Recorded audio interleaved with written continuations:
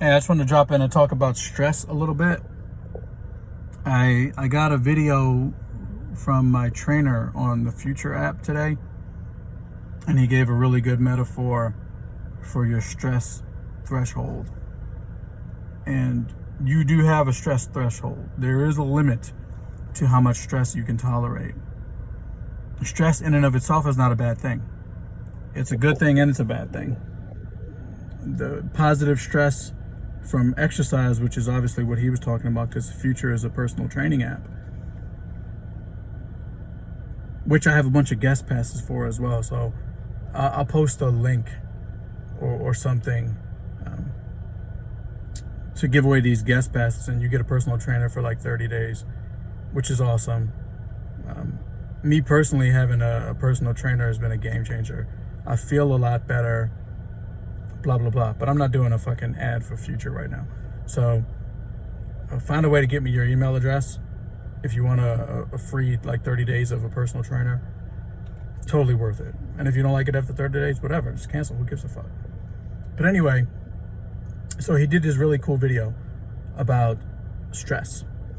And he talked about stress being almost like a liquid, right? And you have a stress container. He called it a cup. I'm going to call it a bucket, just to talk about how much stress you're really dealing with. But his point was your stress threshold is agnostic to the types of stress. Like, it doesn't care what the stress source is. Think about the stresses like flavors, right? So we'll call it stress Kool-Aid. Kool-Aid's delicious. Is it good for you? No. Is a little bit good for you? Yes. Right? It's hydrating and it makes you feel good, etc. But so you have stress Kool-Aid, we'll say, and each domain of your life is just bringing a different flavor of stress Kool-Aid, and is pouring it into your bucket. You have a bucket that holds all of your stress. You don't have several buckets of stress. That's a key point. You don't have several buckets. You have one bucket. And I said one, and then I put up two fingers. Like, you have one bucket for stress. And your career stress, that's your orange Kool-Aid. Your personal relationship stress, that's your cherry Kool-Aid. You have your financial stress, that's, I don't know, whatever Kool-Aid's fucking green. But they're all pouring into the same bucket. They're all pouring into the same bucket. And you feel good when the bucket has space, right? But as soon as you get to the threshold, right, when you get to the limit of the bucket, you can't take no more. Some people call it a breaking point. Some people call it a breakdown. However you want to phrase it, what's happening is you've exceeded your stress threshold. Your bucket runneth over.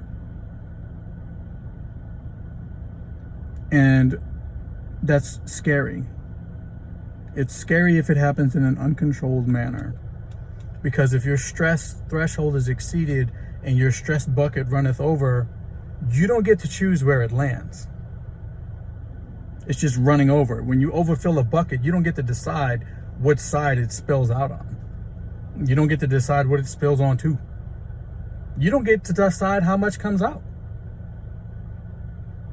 What can come out can be more than you overloaded it with, because it can create kind of a wave, and it can have a disproportionate amount of fluid that comes out. All in order to create a little bit of space at the top.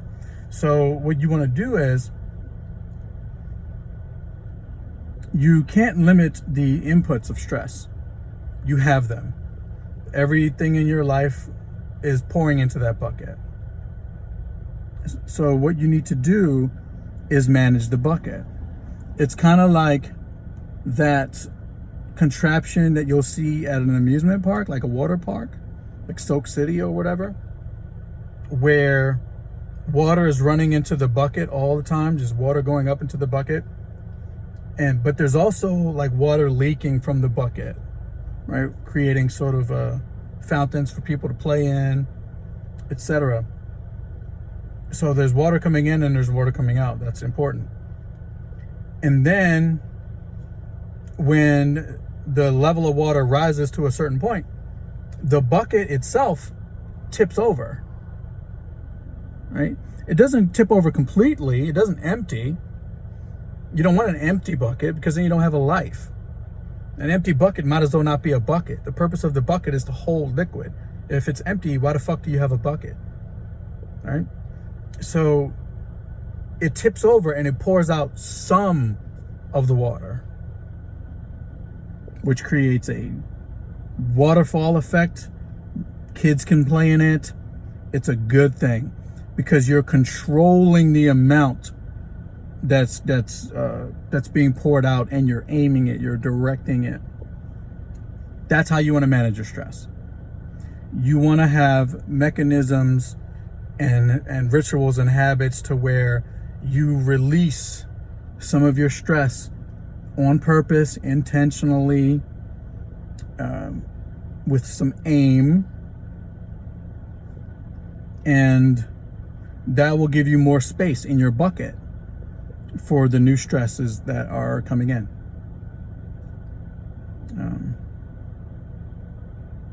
That's how I want you to think about that. So all your stresses are filling up your bucket.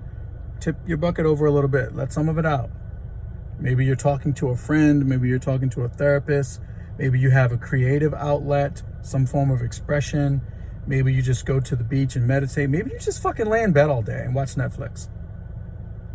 Maybe you can't take days off, but you can take hours off. You don't have to be a dad 24/7. You can be a dad 21/7. You can be a mom 21/7. All right, you take 3 hours and take a fucking nap.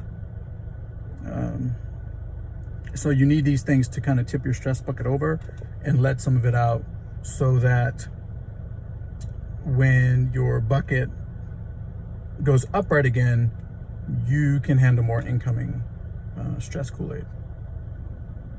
I hope that was helpful. Cheers.